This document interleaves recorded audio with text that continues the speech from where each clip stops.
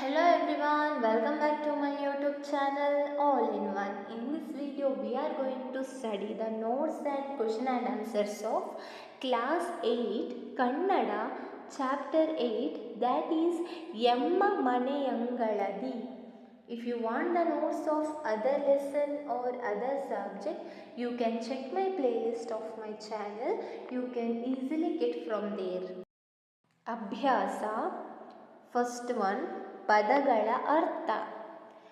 ಆಡುಂಬೋಲ ಆಟದ ಬಯಲು, ದಬ್ಬೆ ಬಿದಿರು ಮುಂತಾದವುಗಳ ಸೀಳು, ಸೋಗೆ ಅಡಕೆಯ ಗರಿ, ಮಡಲು ತೆಂಗಿನ ಗರಿ, ದಣಪೆ ಗೇಟ್ನಂತೆ ಬಳಕೆಯಾಗುವ ಮರದ ಚೌಕಟ್ಟು, ನಾಕ ಸ್ವರ್ಗ, ನೇಜಿ ಭತ್ತದ ಎಳೆಪೈರು, ಜಿಹ್ವಾ ಚಾಪಲ್ಯ ನಾಲಗೆಯ ಚಪಲ ತಿಂಡಿಪೋತತನ, ಪಾರುಪತ್ಯ ಮುಖ್ಯ ಆಡಳಿತ ಜವಾಬ್ದಾರಿ, ನವವಧು ಹೊಸದಾಗಿ ಮದುವೆಯಾದ ತರುಣಿ, ಚಾಕಚಕ್ಯತೆ ವೇಗ ಲಗುಬಗೆ, ಸೋಳೆ ಹಲಸಿನ ಹಣ್ಣಿನ ಒಂದು ಎಸಳು.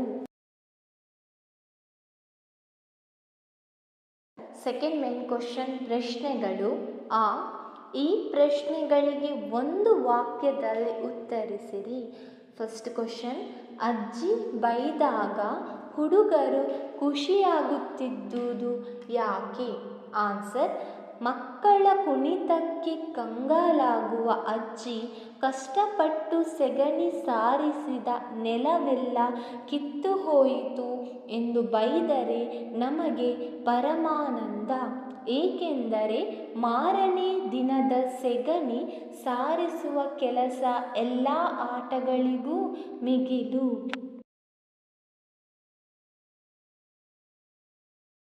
ಸೆಕೆಂಡ್ ಕ್ವಶನ್, ಮಳೆ ಬರುವಾಗ ಹಳ್ಳಿಯವರು ಏನು ಮಾಡುತ್ತಾರೆ? ಆನ್ಸರ್, ಮಳೆ ಬರುವಾಗ ಹಿತ್ತಲಿನ ಬಚ್ಚಲ ಮನೆಯ ಸುತ್ತ ಕೂತು ಮಳೆ ಸದ್ದು ಕೇಳುತ್ತಾ ಹಲಸಿನ ಬೀಜವನ್ನೋ ಗೇರು ಬೀಜವನ್ನೋ ಸುಟ್ಟುಕೊಂಡು ತಿನ್ನುತ್ತಾ ಕುಳಿತಿರುತ್ತಾರೆ. ಥರ್ಡ್ ಕ್ವಶನ್, ಮಳೆಗಾಲದಲ್ಲಿ ಅಂಗಳದಲ್ಲಿ ಯಾವ ಯಾವ ಗಿಡಗಳು ಮೊಳೆಯುತ್ತವೆ? ಆನ್ಸರ್, ಮಳೆಗಾಲದಲ್ಲಿ ಹೂವಾಗಿ ಮರೆತು ಹೋಗಿದ್ದ ನಾಗದಾಳಿ ಗಿಡ, ಡೇರೆ ಹೂವಿನ ಗಿಡ, ಬಣ್ಣ ಬಣ್ಣದ ಗೌರಿ ಹೂಗಳ ಗಿಡ, ಟೊಮೊಟೊ ಗಿಡ, ಭತ್ತದ ಸಸಿ, ದಾಸವಾಳದ ಗಿಡ ಮೊಳೆಯುತ್ತವೆ.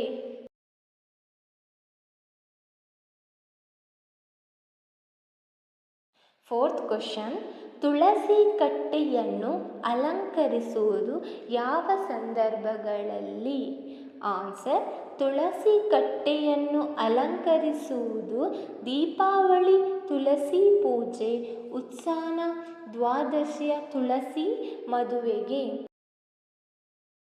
ಫಿಫ್ತ್ ಕ್ವಶನ್, ಜಗದ ನಿಯಮ ಯಾವುದು? ಆನ್ಸರ್, ಬದಲಾವಣೆ ಎಂಬುದು ಜಗದ ನಿಯಮ.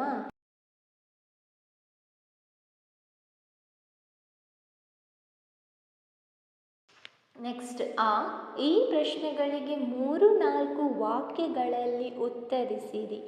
ಫಸ್ಟ್ ಕ್ವಶನ್, ಮನೆ ಮತ್ತು ಅಂಗಳಗಳಿಗೆ ಇರುವ ವ್ಯತ್ಯಾಸಗಳೇನು? ಆನ್ಸರ್, ಅಂಗಳ ಅನ್ನುವ ಪುಟ್ಟ ಜಾಗ ವೈವಿಧ್ಯಮಯ ವಿಷಯಗಳ ಆಶ್ರಯದಾನ, ಮನೆಗೂ ಹೊರ ಪ್ರಪಂಚಕ್ಕೂ ಇರುವ ಸುಂದರ ಕೊಂಡಿ ಅಂಗಳ. ಮನೆಯೆಂಬ ಆಶ್ರಯದಿಂದ ಜಗತ್ತೆಂಬ ಜಾಲಕ್ಕೆ ಕಾಲಿಡಬೇಕೆಂದರೆ ಮೊದಲು ಮೀರಬೇಕಾದದ್ದು ಅಂಗಳವನ್ನೇ. ಒಳಗೆ ಕಾಲಿಡುವವನಿಗೆ ಎಲ್ಲ ಕೊಳೆಯನ್ನು ಕೊಡವಿ ಸಾಗಲು ಹೊರ ನಡೆಯುವವರೆಗೆ ಎಲ್ಲ ಸರಿಯಾಗಿದೆ ಎಂದು ನೋಡಿಕೊಳ್ಳಲು ಅಂಗಳವೇ ಜಾಗ. ಮೊದಲು ಕತ್ತಲಾಗುವುದು ಮನೆಯೊಳಕ್ಕಾದರೆ ಮೊದಲು ಬೆಳಕಾಗುವುದು ಅಂಗಳಕ್ಕೆ.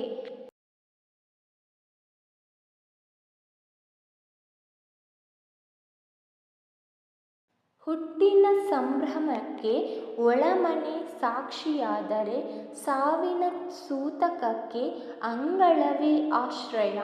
ಒಳಗೆ ಯಾರು ಹೇಗೋ ಆದರೆ ಬಯಲಂಥ ಅಂಗಳಕ್ಕೆ ಎಲ್ಲರೂ ಸಮಾನರೇ.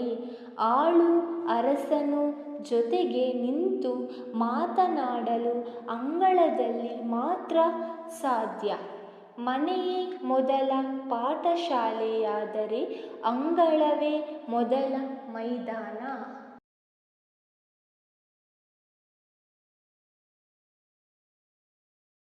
ಸೆಕೆಂಡ್ ಕ್ವಶನ್, ಅಂಗಳದಲ್ಲಿ ಮಕ್ಕಳು ಹೇಗೆ ನಲಿದಾಡುತ್ತಾರೆ? ಆನ್ಸರ್, ಬೇಸಿಗೆಯ ಅಜ್ಜನ ಮನೆಯ ಸಕಲ ಆಟಗಳಿಗೂ ಅಂಗಳವೇ ಹೆಡ್ ಆಫೀಸು. ಕಣ್ಣಾಮುಚ್ಚಾಲೆಯಿಂದ ತೊಡಗಿ ಕಂಬಾಟದವರೆಗೂ ಅಂಗಳವೇ ನಮ್ಮ ಆಡುಂಬೋಲ. ನಮ್ಮ ಕೈಯ ನುಣುಪೆಲ್ಲ ಆ ಐಸ್ಪೈಸ್ ಆಡುವ ಕಂಬಗಳಿಗೆ ಮೆತ್ತಿಕೊಂಡು ಕಂಬಗಳ ಒರಟೆಲ್ಲ ನಮ್ಮ ಕೈಗಂಟಿಕೊಳ್ಳುವಷ್ಟು ಅಲ್ಲೇ ಆಟವಾಡುತ್ತಿದ್ದೆವು. ಒಂದಾಟ ಮುಗಿದ ಮೇಲೆ ಇನ್ನೊಂದು. ಕೂತು ಆಡುವ ಆಟ ಮುಗಿದರೆ ನಿಂತಾಟ, ಮತ್ತೆ ಕುಣಿದಾಟ. ಚಪ್ಪರದೇಣಿಯೇ ಸಿಂಹಾಸನ, ಸೆಗಣಿ ಸಾರಿಸಿದ ನೆಲವೇ ವೇದಿಕೆ.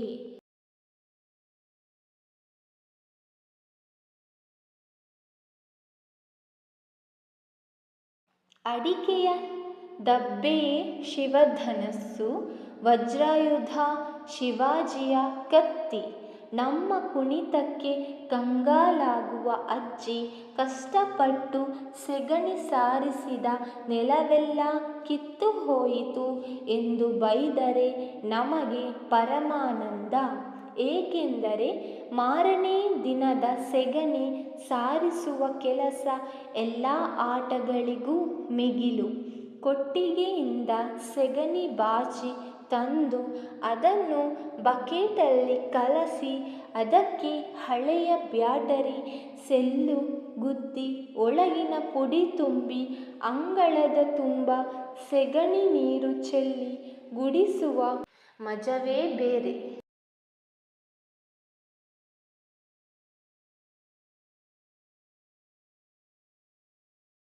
ಫೋರ್ತ್ ಕ್ವಶನ್, ಮಲೆನಾಡಿನಲ್ಲಿ ನಡೆಯುವ ಮದುವೆಗಳಿಗೂ ಅಂಗಳಕ್ಕೂ ಏನು ಸಂಬಂಧ?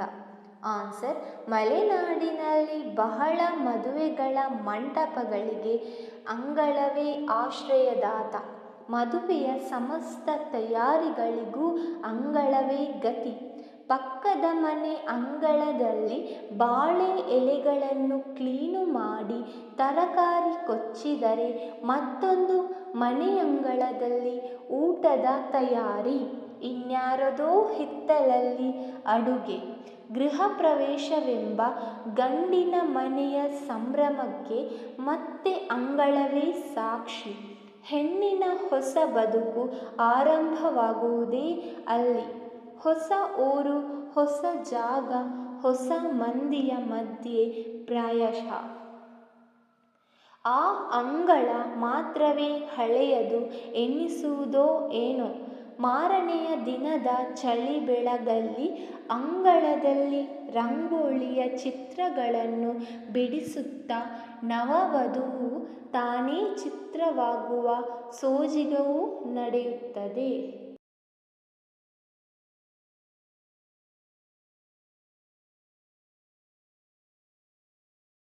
ಫಿಫ್ತ್ ಕ್ವಶನ್, ಅಡಿಕೆ ಸುಲಿಯುವ ಸಮಯದಲ್ಲಿ ಅಂಗಳ ಹೇಗಿರುತ್ತದೆ? ಆನ್ಸರ್, ಅಡಿಕೆ ಕೊಯ್ಲಿನ ಸಮಯದಲ್ಲಿ ಮಲೆನಾಡಿನಲ್ಲಿ ಹಸಿರು ಹಳದಿ ಅಡಿಕೆಗಳ ರಾಶಿ ರಾಶಿ ಗೊಂಚಲುಗಳು ಅಂಗಳವನ್ನು ತುಂಬಿಕೊಳ್ಳುವ ಪರಿಯೇ ಚಂದ. ಊರ ಮಂದಿಯೆಲ್ಲ ಒಂದಾಗಿ ಹಗಲೆನ್ನದೆ ರಾತ್ರಿ ಎನ್ನದೆ ಆ ಅಡಿಕೆಗಳನ್ನು ಸುಲಿಯುವ ಸಂಭ್ರಮಕ್ಕೆ ಸಾಟಿಯೇ ಇಲ್ಲ.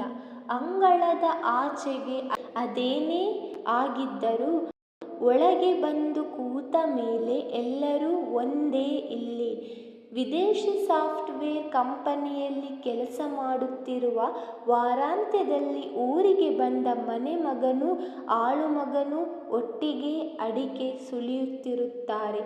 ಜಗದ ಸುದ್ದಿಗಳನ್ನೆಲ್ಲ ಹೇಳುತ್ತಾ ಏನೇನೋ ಹರಟೆ ಹೊಡೆಯುತ್ತಿದ್ದರೂ ಕೈಗಳು ಮಾತ್ರ ಯಾಂತ್ರಿಕವಾಗಿ ರಾಶಿಯಿಂದ ಅಡಿಕೆ ಹೆಕ್ಕಿ ಸುಲಿದು ಡಬ್ಬ ತುಂಬಿಸುವ ಆ ಚಾಕಚಕ್ಯತೆಯನ್ನು ನೋಡಲೆರಡು ಕಣ್ಣುಗಳು ಸಾಲವು.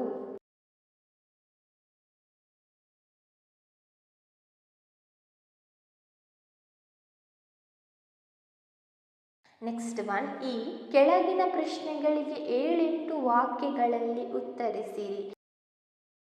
ಫಸ್ಟ್ ಕ್ವಶನ್, ಅಂಗಳವೆಂಬುದು ಲೇಖಕರ ಬಾಲ್ಯದ ನೆನಪುಗಳೊಂದಿಗೆ ಹೇಗೆ ಬೆಸೆದುಕೊಂಡಿದೆ? ಆನ್ಸರ್, ಮನೆಯೇ ಮೊದಲ ಪಾಠಶಾಲೆಯಾದರೆ ಅಂಗಳವೇ ಮೊದಲ ಮೈದಾನ. ಬೇಸಿಗೆಯ ಅಜ್ಜನ ಮನೆಯ ಸಕಲ ಆಟಗಳಿಗೂ ಅಂಗಳವೇ ಹೆಡ್ಡಾಫೀಸು. ಕಣ್ಣಾಮುಚ್ಚಾಲೆಯಿಂದ ತೊಡಗಿ ಕಂಬಾಟದವರೆಗೂ ಅಂಗಳವೇ ನಮ್ಮ ಆಡುಂಬೋಲ. ನಮ್ಮ ಕೈಯನ್ನು ನುಪೆಲ್ಲ ಆ ಐಸ್ಪೈಸ್ ಆಡುವ ಕಂಬಗಳಿಗೆ ಮೆತ್ತಿಕೊಂಡು ಕಂಬಗಳ ಒರಟೆಲ್ಲ ನಮ್ಮ ಕೈಗಂಟಿಕೊಳ್ಳುವಷ್ಟು ಅಲ್ಲೇ ಆಟವಾಡುತ್ತಿದ್ದೆವು. ಒಂದಾಟ ಮುಗಿದ ಮೇಲೆ ಇನ್ನೊಂದು. ಕೂತು ಆಡುವ ಆಟ ಮುಗಿದರೆ ನಿಂತಾಟ, ಮತ್ತೆ ಕುಣಿದಾಟ. ಚಪ್ಪರದೇಣಿಗೆಯ ಸಿಂಹಾಸನ, ಸೆಗಣಿ ಸಾರಿಸಿದ ನೆಲವೇ ವೇದಿಕೆ, ಅಡಿಕೆಯ ದಬ್ಬೆಯೇ ಶಿವಧನಸ್ಸು.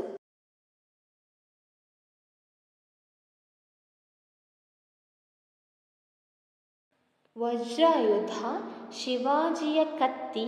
ನಮ್ಮ ಕುಣಿತಕ್ಕೆ ಕಂಗಾಲಾಗುವ ಅಜ್ಜಿ ಕಷ್ಟಪಟ್ಟು ಸೆಗಣಿ ಸಾರಿಸಿದ ನೆಲವೆಲ್ಲ ಕಿತ್ತು ಹೋಯಿತು ಎಂದು ಬೈದರೆ ನಮಗೆ ಪರಮಾನಂದ. ಏಕೆಂದರೆ ಮಾರನೇ ದಿನದ ಸೆಗಣಿ ಸಾರಿಸುವ ಕೆಲಸ ಎಲ್ಲ ಆಟಗಳಿಗೂ ಮಿಗಿಲು. ಕೊಟ್ಟಿಗೆಯಿಂದ ಸೆಗಣಿ ಬಾಚಿ ತಂದು ಅದನ್ನು ಬಕೆಟಲ್ಲಿ ಕಲಸಿ ಅದಕ್ಕೆ ಹಳೆಯ ಬ್ಯಾಟರಿ ಸೆಲ್ಲು ಗುದ್ದಿ ಒಳಗಿನ ಪುಡಿ ತುಂಬಿ ಅಂಗಳದ ತುಂಬ ಸೆಗಣಿ ನೀರು ಚೆಲ್ಲಿ ಗುಡಿಸುವ ಮಜವೇ ಬೇರೆ.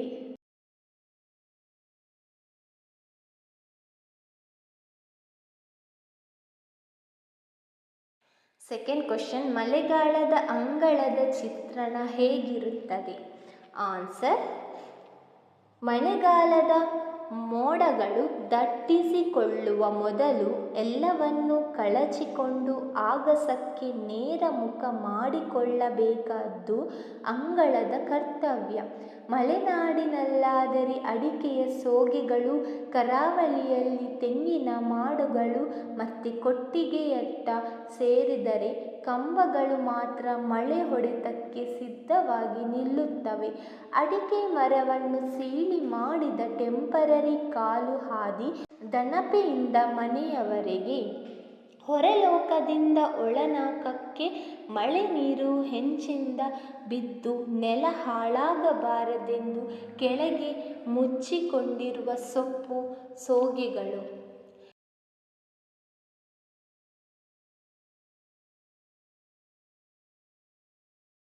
ಮಳೆ ಬರುವಾಗ ಹಿತ್ತಲಿನಲ್ಲಿ ಬಚ್ಚಲ ಮನೆಯ ಸುತ್ತ ಕೂತು ಮಳೆ ಸದ್ದು ಕೇಳುತ್ತಾ ಹಲಸಿನ ಬೀಜವನ್ನೋ ಗೇರು ಬೀಜವನ್ನೋ ಸುಟ್ಟುಕೊಂಡು ತಿನ್ನುತ್ತಾ ಕುಳಿತಿದ್ದರೆ ಅಂಗಳ ಅನಾಥ. ಮಳೆಗಾಲದಲ್ಲಿ ಅಂಗಳದಲ್ಲಿ ಅಚ್ಚರಿಗಳೂ ಮೂಡುತ್ತವೆ. ಕಳೆದ ಮಳೆಗಾಲದಲ್ಲಿ ಹೂವಾಗಿ ಮರೆತು ಹೋಗಿದ್ದ ನಾಗದಾಳಿ ಗಿಡ ದುತ್ತೆಂದು ಅಲ್ಲೇ ಮೂಲೆಯಲ್ಲಿ ಮತ್ತೆ ಪ್ರತ್ಯಕ್ಷವಾಗಿ ಮಳೆಗೆ ಮುಖವೊಡ್ಡುತ್ತದೆ. ಇನ್ಯಾವುದೋ ಡೇರೆ ಹೂವಿನ ಗಿಡ ಗಡ್ಡೆಯಿಂದ ಮೂತಿ ಹೊರ ತೂರಿಸಿ ತಾನೂ ಇದ್ದೇನೆ ಎನ್ನುತ್ತದೆ. ಬಣ್ಣ ಬಣ್ಣದ ಗೌರಿ ಹೂಗಳ ಗಿಡ, ಯಾವುದೋ ಹಕ್ಕಿಯು ಉಪಕಾರದಿಂದ ಹುಟ್ಟಿದ ಟೊಮೆಟೊ ಗಿಡ, ಭತ್ತದ ಸಸಿ ಎಲ್ಲ ಸಹಬಾಳ್ವೆ ಆರಂಭಿಸುತ್ತವೆ. ಅಂಗಳದಂಚಿನ ದಾಸವಾಳ ಗಾಳಿಗೆ ಇತ್ತಲೇ ಬಾಗಿ ನಾನೂ ಇದ್ದೇನೆ ಎನ್ನುತ್ತದೆ.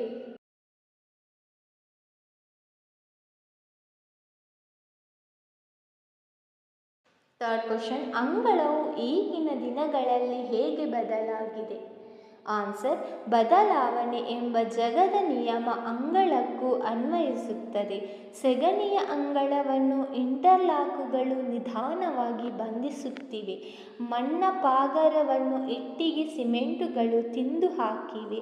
ಸ್ವಚ್ಛಂದ ಬೇರು ಬಿಟ್ಟಿದ್ದ ಹೂ ಗಿಡಗಳಿಗೆ ಶಿಸ್ತು ಕಲಿಸಲು ಇದೀಗ ಕುಂಡಗಳು ಬಂದಿವೆ. ಅಂಗಳದ ಹುಲಿದನದ ಆಟವು ಮೊಬೈಲ್ ಫೋನಿಗೆ ವರ್ಗಾವಣೆಯಾಗಿದೆ. ದೀಪಾವಳಿಯಂದು ತಿರುಗುವ ನೆಲಚಕ್ರಕ್ಕೆ ಸಿಮೆಂಟಿನಂಗಳದಲ್ಲಿ ಹೊಸ ವೇಗ ದಕ್ಕಿದೆ. ಮಳೆ ಬಂದಾಗ ಅಮ್ಮನೀಗ ತಗಡು ಚಪ್ಪರದ ಕೆಳಗೆ ತೋಯದೆ ನಡೆಯುತ್ತಾಳೆ. ಅಂಗಳದ ಕಳೆ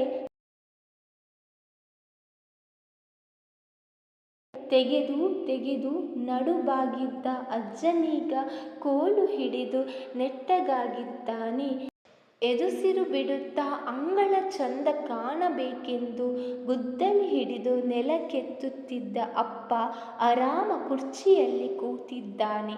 ಅಂಗಳವನ್ನು ಬಂಧಿಸಿದ ಕಾಂಪೌಂಡು ಗೋಡೆಯ ಮೇಲೆ ಅಳಿಲು ಕೂತು ಬಿಸಿಲು ಕಾಯಿಸಿಕೊಳ್ಳುತ್ತಿದೆ. ಧೂಳು ಹೆಸರುಗಳು ಅದರಾಚೆಗೆ ಉಳಿದಿವೆ. ಹಬ್ಬಕ್ಕೆಂದು ಮನೆಯ ಸುತ್ತ ಹಚ್ಚಿದ ದೀಪ ಸಾಲುಗಳನ್ನು ಅಂಗಳವು ಮಸುಕಾಗಿ ಪ್ರತಿಫಲಿಸುತ್ತಾ ತಾನೂ ಪ್ರಜ್ವಲಿಸುತ್ತಿದೆ.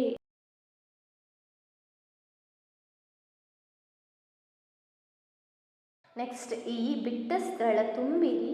ಫಸ್ಟ್ ಕ್ವಶನ್, ಮನೆ ಮೊದಲ ಪಾಠಶಾಲೆ, ಅಂಗಳವೇ ಮೊದಲ ಡ್ಯಾಶ್. ಆನ್ಸರ್ ಇಸ್ ಮೈದಾನ. ಸೆಕೆಂಡ್ ಕ್ವಶನ್, ಕರಾವಳಿಯಲ್ಲಿ ಮಳೆಗಾಲದಲ್ಲಿ ಅಂಗಳಕ್ಕೆ ಬರುವ ಜನಪದ ನೃತ್ಯ ಡ್ಯಾಶ್. ಆನ್ಸರ್ ಇಸ್ ಆಟಿಕಳಂಜ. ಥರ್ಡ್ ಕ್ವಶನ್, ಕೆಸುವಿನೆಲೆಯಲ್ಲಿ ಡ್ಯಾಶ್ ಎಂಬ ತಿನಿಸನ್ನು ಮಾಡುತ್ತಾರೆ. ಆನ್ಸರ್ ಹುಟ್ರೋಲ್. ಫೋರ್ತ್ ಒನ್, ಕಣ್ಣಾಮುಚ್ಚಾಲೆಯಿಂದ ತೊಡಗಿ ಕಂಬಾಟದವರೆಗೆ ಅಂಗಳವೇ ಮಕ್ಕಳ dash. Answer is ಆಡಂಬಲ.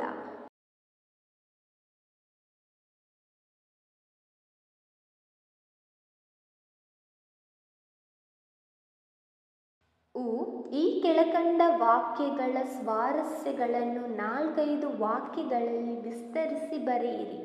First question, ಬಯಲಂಥ ಅಂಗಳಕ್ಕೆ ಎಲ್ಲರೂ ಸಮಾನರೇ. ಆನ್ಸರ್ ಸ್ವಾರಸ್ಯ. ಈ ವಾಕ್ಯವನ್ನು ಶ್ರೀನಿಧಿ DS ಅವರು ಬರೆದ ತೂಗು ಮಂಚದಲ್ಲಿ ಕೂತು ಸಂಕಲನದಿಂದ ಆಯ್ದ ಎಮ್ಮ ಮನೆಯಂಗಳದಿ ಪಾಠದಿಂದ ಆಯ್ದುಕೊಳ್ಳಲಾಗಿದೆ. ಈ ಮಾತನ್ನು ಲೇಖಕರು ಹೇಳಿದ್ದಾರೆ. ಬಯಲಂಥ ಅಂಗಳಕ್ಕೆ ಎಲ್ಲರೂ ಸಮಾನರೇ, ಆಳು ಅರಸನೂ ಜೊತೆಗೆ ನಿಂತು ಮಾತನಾಡಲು ಅಂಗಳದಲ್ಲಿ ಮಾತ್ರ ಸಾಧ್ಯ ಎಂದು ಹೇಳುವಾಗ ಈ ರೀತಿ ಹೇಳಿದ್ದಾರೆ.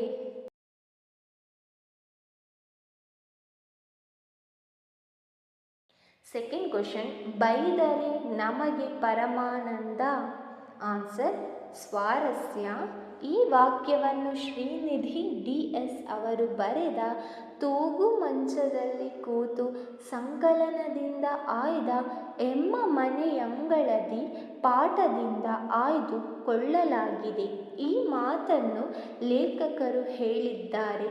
ನಮ್ಮ ಕುಣಿತಕ್ಕೆ ಕಂಗಾಳಾಗುವ ಅಜ್ಜಿ ಕಷ್ಟಪಟ್ಟು ಸೆಗಣಿ ಸಾರಿಸಿದ ನೆಲವೆಲ್ಲ ಕಿತ್ತು ಹೋಯಿತು ಎಂದು ಬೈದರೆ ನಮಗೆ ಪರಮಾನಂದ.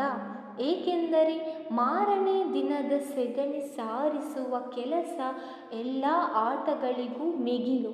ಕೊಟ್ಟಿಗೆಯಿಂದ ಸೆಗಣಿ ಬಾಚಿ ತಂದು ಅದನ್ನು ಬಕೆಟಲ್ಲಿ ಕಲಸಿ ಅದಕ್ಕೆ ಹಳೆಯ ಬ್ಯಾಟರಿ ಸೆಲ್ಲು ಒಳಗಿನ ಪುಡಿ ತುಂಬಿ ಅಂಗಳದ ತುಂಬ ಸೆಗಣಿ ನೀರು ಚೆಲ್ಲಿ ಗುಡಿಸುವ ಮಜವೇ ಬೇರೆ. ಮೇಲಿನ ಸಂದರ್ಭದಲ್ಲಿ ಕವಿ ಈ ರೀತಿ ಹೇಳಿದ್ದಾರೆ.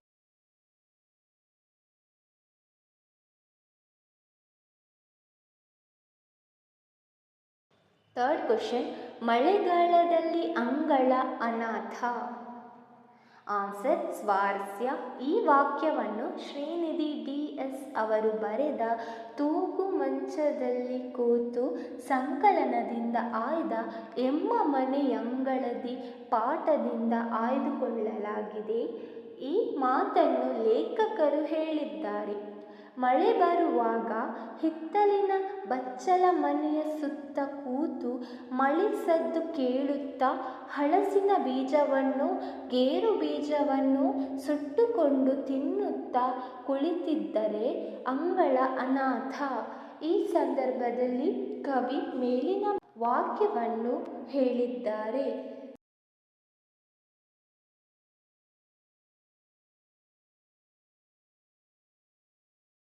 ಫೋರ್ತ್ ಕ್ವಶನ್, ಕಟ್ಟೆಯ ಮೇಲಿನ ದೀಪವು ಅಂಗಳದ ನಕ್ಷತ್ರ.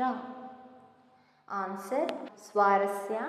ಈ ವಾಕ್ಯವನ್ನು ಶ್ರೀನಿಧಿ DS ಅವರು ಬರೆದ ತೂಗು ಮಂಚದಲ್ಲಿ ಕೂತು ಸಂಕಲನದಿಂದ ಆಯ್ದ ಎಮ್ಮ ಮನೆಯಂಗಳದಿ ಪಾಠದಿಂದ ಆಯ್ದುಕೊಳ್ಳಲಾಗಿದೆ. ಈ ಮಾತನ್ನು ಲೇಖಕರು ಹೇಳಿದ್ದಾರೆ. ಬಣ್ಣ ಬಣ್ಣದ ಅಣಬೆಗಳು, ದಾರಿ ತಪ್ಪಿ ಬರುವ ದೊಡ್ಡ ಕಪ್ಪೆಗಳು ಅಂಗಳವನ್ನು ಅಲಂಕರಿಸುತ್ತವೆ. ಇನ್ನು ಮುತ್ತೈದೆಯ ಹಣೆಗೆ ತಿಲಕ ಇಟ್ಟಂತೆ ಅಂಗಳಕ್ಕೆ ತುಳಸಿ ಕಟ್ಟೆ. ರಾತ್ರಿ ಆ ಕಟ್ಟೆಯಲ್ಲಿ ಮಿನುಗುವ ಪುಟ್ಟ ದೀಪವು ಅಂಗಳದ ನಕ್ಷತ್ರ. ಕರಾವಳಿಯ ಮಳೆಗಾಲದ ಮನೆ ಅಂಗಳದ ವರ್ಣನೆ ಮಾಡುವಾಗ ಕವಿ ಈ ರೀತಿ ಹೇಳಿದ್ದಾರೆ.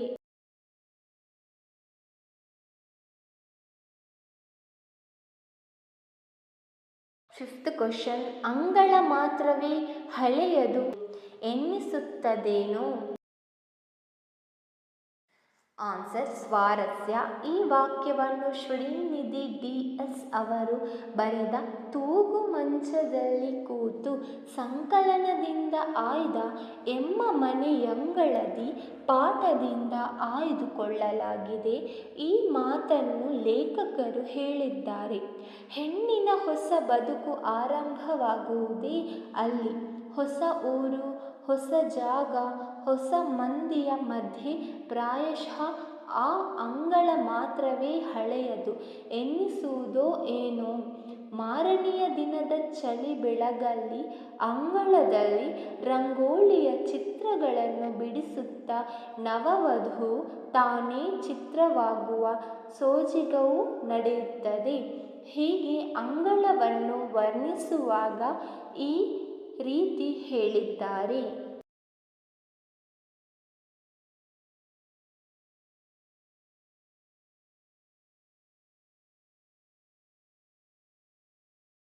ಸಿಕ್ಸ್ತ್ ಒನ್, ಧೂಳು ಕೆಸರುಗಳು ಅಂಗಳದಾಚೆಗೆ ಉಳಿದಿವೆ. ಆನ್ಸರ್ ಸ್ವಾರಸ್ಯ. ಈ ವಾಕ್ಯವನ್ನು ಶ್ರೀನಿಧಿ DS ಅವರು ಬರೆದ ತೂಗು ಮಂಚದಲ್ಲಿ ಕೂತು ಸಂಕಲನದಿಂದ ಆಯ್ದ ಎಮ್ಮ ಮನೆಯಂಗಳದಿ ಪಾಠದಿಂದ ಆಯ್ದುಕೊಳ್ಳಲಾಗಿದೆ. ಈ ಮಾತನ್ನು ಲೇಖಕರು ಹೇಳಿದ್ದಾರೆ. ಬದಲಾವಣೆ ಎಂಬ ಜಗದ ನಿಯಮ ಅಂಗಳಕ್ಕೂ ಅನ್ವಯಿಸುತ್ತದೆ. ಸಗಣಿಯ ಅಂಗಳವನ್ನು ಇಂಟರ್ಲಾಕುಗಳು ನಿಧಾನವಾಗಿ ಬಂಧಿಸುತ್ತಿವೆ. ಅಂಗಳವನ್ನು ಬಂಧಿಸಿದ ಕಾಂಪೌಂಡು ಗೋಡೆಯ ಮೇಲೆ ಅಳಿಲು ಕೂತು ಬಿಸಿಲು ಕಾಯಿಸಿಕೊಳ್ಳುತ್ತಿದೆ. ಧೂಳು ಕೆಸರುಗಳು ಅದರಾಚೆಗೆ ಉಳಿದಿವೆ. ಈ ರೀತಿ ಕವಿ ಇತ್ತೀಚಿನ ಅಂಗಳದ ಬದಲಾವಣೆ ಬಗ್ಗೆ ವಿವರಿಸುವಾಗ ಹೇಳಿದ್ದಾರೆ.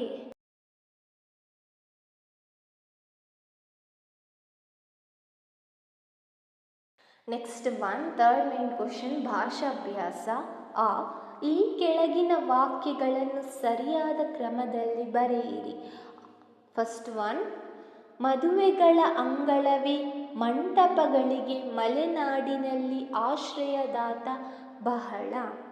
ಆನ್ಸರ್, ಮಲೆನಾಡಿನಲ್ಲಿ ಬಹಳ ಮದುವೆಗಳ ಮಂಟಪಗಳಿಗೆ ಅಂಗಳವೇ ಆಶ್ರಯದಾತ. ಸೆಕೆಂಡ್ ಕ್ವಶನ್, ಅಂಗಳಕ್ಕೂ ಜಗದ ಅನ್ವಯಿಸುತ್ತದೆ ಎಂಬ ಬದಲಾವಣೆ ನಿಯಮ. ಆನ್ಸರ್, ಬದಲಾವಣೆ ಎಂಬ ಜಗದ ನಿಯಮ ಅಂಗಳಕ್ಕೂ ಅನ್ವಯಿಸುತ್ತದೆ.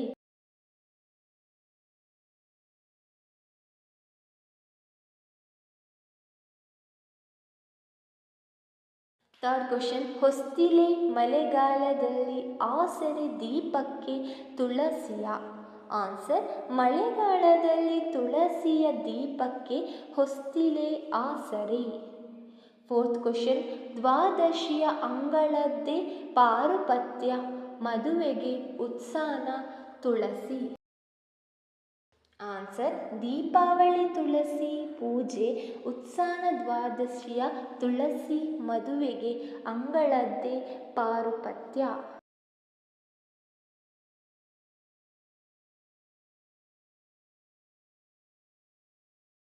ನೆಕ್ಸ್ಟ್ ಈ ಕೆಳಗಿನ ಪದಗಳಲ್ಲಿ ದೀರ್ಘ ಸ್ವರಗಳಿರುವ ಅಕ್ಷರಗಳನ್ನು ಗುರುತಿಸಿರಿ. ಫಸ್ಟ್ ಕ್ವಶನ್, ನೋಡಿಕೊಳ್ಳಲು ಅಂಗಳವೇ ಜಾಗ. ಸೆಕೆಂಡ್ ಒನ್, ಮನೆಯೇ ಮೊದಲ ಪಾಠಶಾಲೆ. ಥರ್ಡ್ ಒನ್, ಮಳೆಗಾಲದ ಮೋಡಗಳು. ಫೋರ್ತ್ ಒನ್, ದಾಸವಾಳ ಗಾಳಿಗೆ ಬಗ್ಗಿತು. ಫಿಫ್ತ್ ಒನ್, ದೀಪಾವಳಿಯ ತುಳಸಿ ಪೂಜೆ.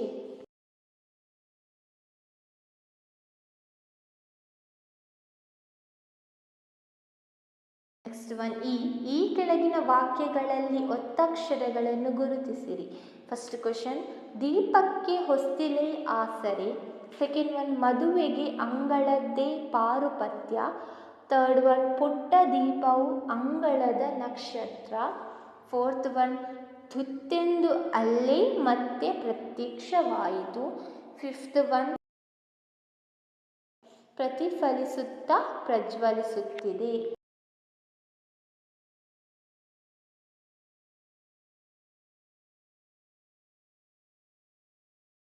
ನೆಕ್ಸ್ಟ್ ಒನ್, ಮಾದರಿಯಂತೆ ಕೊಟ್ಟಿರುವ ಪದಗಳನ್ನು ಬಿಡಿಸಿ ಬರೆಯಿರಿ.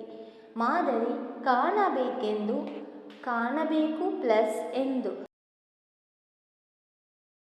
ಮನೆಯೊಳಕ್ಕಾದರೆ, ಕೈಗಂಟಿಕೊಳ್ಳುವಷ್ಟು, ಪರಮಾನಂದ, ಮಲೆನಾಡಿನಲ್ಲಾದರೆ. ಆನ್ಸರ್, ಫಸ್ಟ್ ಕ್ವಶನ್ ಈಸ್ ಮನೆಯೊಳಕ್ಕಾದರೆ. ಆನ್ಸರ್, ಮನೆಯೊಳಕ್ಕೆ ಪ್ಲಸ್ ಆದರೆ. ಸೆಕೆಂಡ್ ಕ್ವಶನ್, ಕೈಗಂಟಿಕೊಳ್ಳುವಷ್ಟು. ಆನ್ಸರ್, ಕೈಗಂಟಿಕೊಳ್ಳುವ ಪ್ಲಸ್ ಅಷ್ಟು. ಥರ್ಡ್ ಒನ್, ಪರಮಾನಂದ. ಆನ್ಸರ್, ಪರಮ ಪ್ಲಸ್ ಆನಂದ. ಫೋರ್ತ್ ಒನ್, ಮಲೆನಾಡಿನಲ್ಲಾದರೆ. ಆನ್ಸರ್, ಮಲೆನಾಡಿನಲ್ಲಿ ಪ್ಲಸ್ ಆದರೆ.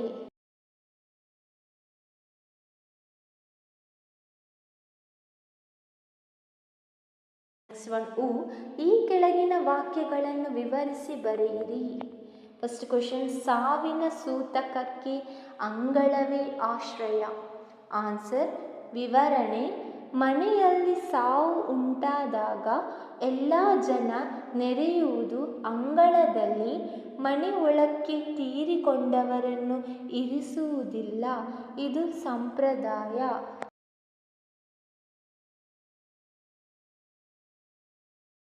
ಸೆಕೆಂಡ್ ಕ್ವಶನ್, ಅಡಕೆಯ ಡಬ್ಬೆಯೇ ಶಿವಧನಸ್ಸು. ಆನ್ಸರ್, ವಿವರಣೆ, ಮಕ್ಕಳ ಮನಸ್ಸು ಎಷ್ಟು ಪ್ರಫುಲ್ಲತೆಯಿಂದ ಕೂಡಿರುತ್ತದೆ, ಯಾವುದೇ ದುಬಾರಿ ಆಟಿಕೆಗಳಿಗೆ ಅಪೇಕ್ಷೆ ಪಡದೆ ಅಡಿಕೆ ಡಬ್ಬೆಯನ್ನೇ ಆಟಿಕೆಯನ್ನಾಗಿ ಮಾಡಿಕೊಂಡು ಆಡಿ ಆನಂದಿಸುತ್ತಾರೆ. ಥರ್ಡ್ ಕ್ವಶನ್, ಅಂಗಳವೇ ಮೊದಲ ಮೈದಾನ. ಆನ್ಸರ್, ವಿವರಣೆ, ಮನೆಯೇ ಮೊದಲ ಪಾಠಶಾಲೆಯಾದರೆ ಅಂಗಳವೇ ಮೊದಲ ಮೈದಾನ ಮಕ್ಕಳಿಗೆ. ಏಕೆಂದರೆ ಮಕ್ಕಳು ಮೊದಲು ಆಟ ಆರಂಭಿಸುವುದು ಮನೆಯಂಗಳದಿ.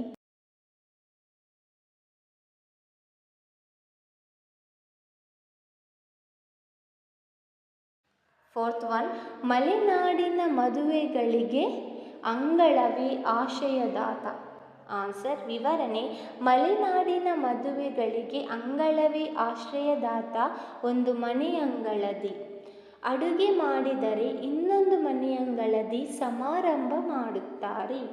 So this is all about your lesson 8, ಎಮ್ಮ ಮನೆಯಂಗಳದಿ. As I told you, if you want more lesson, check the playlist of my channel. Thank you.